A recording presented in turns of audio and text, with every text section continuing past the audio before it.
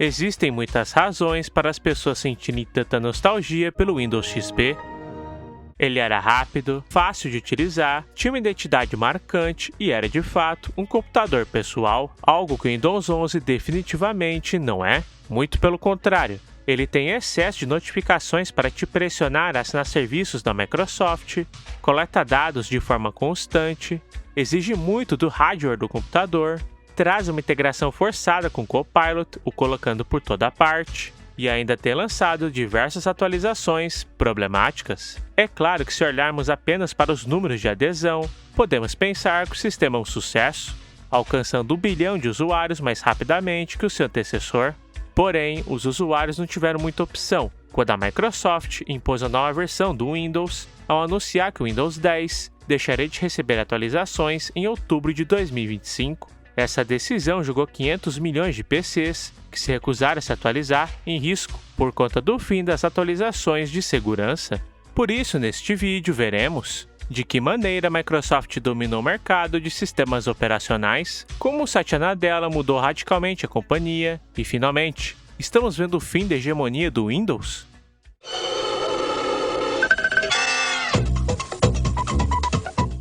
Fundada em 4 de abril de 1975 por Bill Gates e Paul Allen, a Microsoft focava-se em seus primeiros anos no desenvolvimento de linguagens de programação para microcomputadores como o Altair 8800. Essa linguagem permitia que as pessoas se comunicassem com esses computadores de forma simples. Por volta de 1980, a companhia resolveu entrar no mercado de sistemas operacionais. Seu primeiro lançamento foi uma variante do Unix, cujo código havia sido licenciado da AT&T. Como o contrato não permitiu o uso da marca original, a Microsoft batizou o software de Xenix. No ano seguinte, a IBM buscava um novo sistema operacional para o IBM PC. Em um primeiro momento, eles tentaram negociar com a Digital Research. Contudo, devido à exigência da empresa de receber royalties por cópia vendida, as negociações fracassaram. Essa situação fez a IBM fechar um acordo com a Microsoft, que havia comprado de Tim Paterson um sistema chamado 86DOS por $75 mil. Depois de ter adquirido, seu nome mudou para MS-DOS.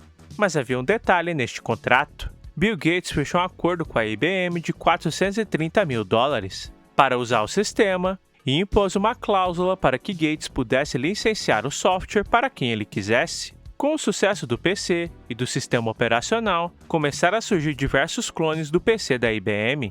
Era indispensável que essas cópias tivessem o MS-DOS, o único sistema capaz de rodar programas da IBM. Após anos atualizando o MS-DOS, a Microsoft iniciou uma nova fase nessa área, em novembro de 1985, quando foi publicado o Windows 1.0.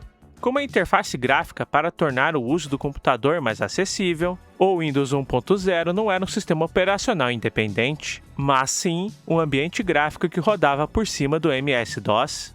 O sistema introduziu elementos revolucionários para a época, como o uso do mouse, janelas, multitarefa e programas integrados, como jogos, Paint, Notepad e calculadora. Apesar de não ter sido um grande sucesso comercial, o software deu um pontapé inicial para a série Windows, dando lugar ao Windows 2 e ao Windows 3, que foram bem-sucedidos. Esses softwares abriram caminho para que em 1995 a Microsoft pudesse lançar o Windows 95. O sistema operacional marcou a história da tecnologia, com uma interface moderna que incluía o menu iniciar, barra de tarefas e atalhos na área de trabalho. Esta versão conseguiu integrar de vez o MS-DOS, que passou a rodar sob interface gráfica. Essa versão também introduziu pela primeira vez o Internet Explorer. Depois do sucesso do Windows 95, a Microsoft optou por fazer algumas melhorias e adições, lançando mais tarde o Windows 98. Que consolidou e ampliou o monopólio do setor. Com o advento do novo milênio, houve uma troca no comando da Microsoft. Bill Gates saía do cargo de CEO, função que exercia desde o início da empresa, sendo substituído por seu ex-colega de Harvard, Steve Ballmer, que estava na companhia desde 1980, com o intuito de torná-la mais corporativa. No primeiro ano da era Ballmer foi publicado o software Windows Me, considerado por muitos o pior sistema já feito pela Microsoft. Ele foi o último da linha DOS e sofreu com instalações problemáticas, crashes constantes, demonstrando grande instabilidade. E apesar de ser uma herança de Bill Gates, isso era somente um gostinho do que seria a década perdida da Microsoft. Enquanto antes era a maior empresa de tecnologia do mundo, a partir dos anos 2000 isso mudou. A Microsoft agora tinha como seus principais trunfos o Microsoft Office e os sistemas operacionais, tendo acertado muito com o Windows XP, que até hoje é muito querido pelos usuários, e com o Windows 7. No entanto, errou feio com o Windows Vista e o Windows 8. Fora desse mercado, a companhia apanhou da Apple, Google e Facebook em diversos outros segmentos, como smartphones, e-books, músicas, buscas e redes sociais. Por isso, Ballmer torrou bilhões de dólares tentando superar seus rivais, adquirindo a divisão de smartphones da Nokia por 7,2 bilhões, a Danger Inc. por 500 milhões e a empresa de marketing digital Quantivity comprada por 6,3 bilhões. Além disso, vieram produtos ruins, como o Windows Phone, o projeto Kim e os tablets Surface RT. Tudo isso culminou na perda de prestígio e em prejuízos na casa dos 10 bilhões de dólares, o que enfraqueceu cada vez mais Steve Ballmer. A pressão dos investidores, a estagnação das ações da Microsoft e os erros em diversas iniciativas culminaram no anúncio de aposentadoria de Ballmer em 23 de agosto de 2013. Tendo instantaneamente um impacto positivo nas ações da companhia. Durante o ano de aviso prévio de Ballmer, o conselho da Microsoft, presidido por Bill Gates, procurou um novo CEO, priorizando opções externas. Entretanto, a solução da empresa estava dentro de casa. This is a story of renewal, of a company rediscovering its soul. Após 5 meses de infinitas entrevistas com possíveis CEOs, o conselho de administração da Microsoft enfim escolheu o sucessor para Steve Ballmer. Diferente da ideia inicial de trazer alguém de fora, foi decidido nomear o funcionário de longa data, Satya Nadella. Ele estava na empresa desde 1992, tendo iniciado na equipe do Windows NT, com foco em servidores e computadores corporativos. Passou pelas áreas de serviço web, virou vice-presidente da divisão de negócios e, por fim, foi presidente da divisão de servidores e ferramentas. Quando chegou, viu um setor que, apesar de tradicional, estava totalmente parado no tempo e ultrapassado. A situação estava ficando pior com a chegada dos serviços de nuvem da Amazon, o que praticamente levaria os servidores complexos e caros da Microsoft ao ostracismo. Ainda que fosse arriscado, Nadella optou por canibalizar seu próprio mercado de servidores físicos com os serviços de nuvem, dando bônus aos funcionários que conseguissem levar os clientes a se hospedarem na nuvem. Trouxe engenheiros focados no setor de web, tirou a obrigação de ter o Windows para acessar os serviços de nuvem e apostou na flexibilização da ferramenta. O sucesso dessa estratégia fez com que a divisão de nuvem, liderada por Satya Nadella, se tornasse o motor de crescimento da empresa. Esse desempenho foi fundamental para que ele assumisse o controle da Microsoft em 4 de fevereiro de 2014. Dali para frente, Nadella mudou o modelo de negócios. Se antes o foco era vender o Windows, agora a prioridade era utilizá-lo apenas como um palco para vender assinaturas do Office e serviços de nuvem da Azure. Isso fez com que o Office 365 fosse disponibilizado para praticamente todos os dispositivos existentes. Satya Nadella também optou por desinchar a máquina corporativa. Seus primeiros anos serviram para limpar a casa. Entre 2014 e 2016, foram mais de 30 mil demissões. Essa prática continuou, com grandes baixas recentes, como 10 mil cortes em 2023 e mais de 15 mil em 2025. Em sua gestão, Nadella utilizou os cortes como uma forma de incentivar os funcionários a terem desempenhos cada vez melhores. Caso contrário, seriam demitidos.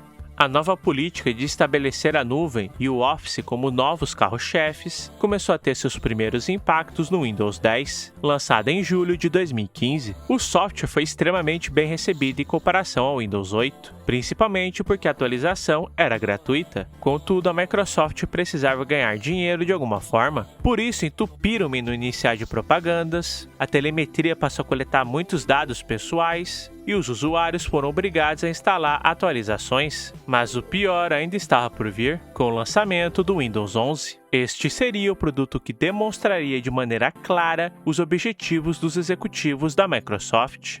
Desde o seu lançamento, o Windows 11 tem sido sinônimo de polêmica. O primeiro obstáculo foi a exigência rígida de hardware. Embora a Microsoft alegue que isso era necessário para garantir segurança e desempenho, muitos usuários viram a medida apenas como uma manobra para forçar a compra de novos componentes. O processo iniciado no Windows 10 continuou por aqui. A empresa passou a introduzir recursos que claramente priorizavam seus próprios interesses comerciais em detrimento da vontade do usuário. O maior símbolo disso é o Copilot. A inteligência artificial da Microsoft foi integrada tão profundamente ao sistema que agora está por toda parte. O navegador Edge tem um modo Copilot, e até programas simples como o Paint e o bloco de notas ganharam botões dedicados à IA. Isto soa como um desespero de uma companhia que investiu bilhões na OpenAI e precisa justificar a IA como o centro do seu futuro. E obviamente isso deixou o Windows irritante de se usar. A sensação é de que o sistema luta contra você. A Microsoft implementou pop-ups que insistem no uso do Edge e do Bing, mesmo quando você já definiu o Chrome ou o Firefox como padrão. Se você pesquisar algo no menu iniciar, será jogado diretamente para o Edge. O OneDrive ficou tão agressivo que, em certo momento, exigia que o usuário explicasse o motivo antes de simplesmente fechar o aplicativo. Até a criação de contas locais foi dificultada, forçando as pessoas a usarem contas da Microsoft durante a configuração por meio de gambiarras. No entanto, mais uma crise atingiria o software. Com o anúncio do Windows Recall, a ideia era um programa que capturasse toda a atividade feita no computador, para que posteriormente possa se buscar ou recuperar informações. Como era de se esperar, o recall gerou um temor imediato em relação à privacidade, agravando as suspeitas sobre a coleta excessiva de dados do usuário. O desempenho também foi alvo de críticas. O Windows 11 consumia muitos recursos da máquina do que o Windows 10, mantendo processos e serviços de telemetria rodando em segundo plano o tempo todo.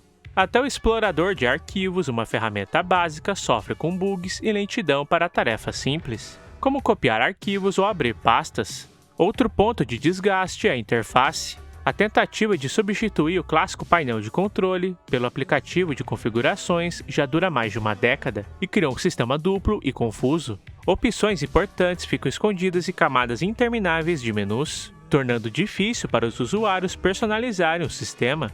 A prova definitiva que o Windows 11 não agradou é a relutância em adotá-lo. Mesmo com o suporte do Windows 10 programado para acabar em outubro de 2025, milhões de usuários já demonstraram que vão continuar com ele, mesmo não tendo mais atualizações de segurança. Embora o Windows 11 seja bastante contraditório, ele não impediu que a estratégia de negócios de Nadella desse muito certo, fazendo a Microsoft saltar de 300 bilhões de dólares para atingir a marca de 3 trilhões de dólares no início de 2024. No entanto, a insatisfação com o Windows 11 pode fazer a Microsoft perder a hegemonia do mercado de sistemas operacionais e, por consequência, bilhões de dólares para os seus rivais.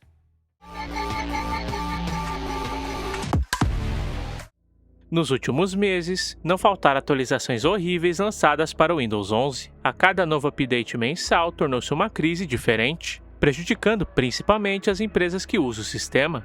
Entre os bugs que ocorreram estão falhas de iniciação, tela azul, alto consumo de RAM e CPU, lentidão em jogos, falhas na barra de tarefas, bugs no Outlook e OneDrive, e tela branca no explorador de arquivos. A situação é tão ruim que o presidente da divisão de Windows, Pavan Davuluri, reconheceu os problemas do software e declarou que a companhia está investindo pesado em pessoal para conseguir corrigir as deficiências do sistema em 2026. Neste ano, a Microsoft projeta melhorar o desempenho de jogos no sistema, fazendo com que ele interfira o mínimo possível, ao mesmo tempo que existe a possibilidade de um abandono do Windows Recall. Até o uso excessivo do Copilot está sendo revisto, podendo até mesmo ser retirado de alguns programas. E é óbvio que a IA tem seu valor, porém a Microsoft implementou de forma forçada, o que causou rejeição à ferramenta. Inclusive, a companhia ainda segue desenvolvendo tecnologias, como a busca semântica, o Windows ML, agentes e APIs de IA.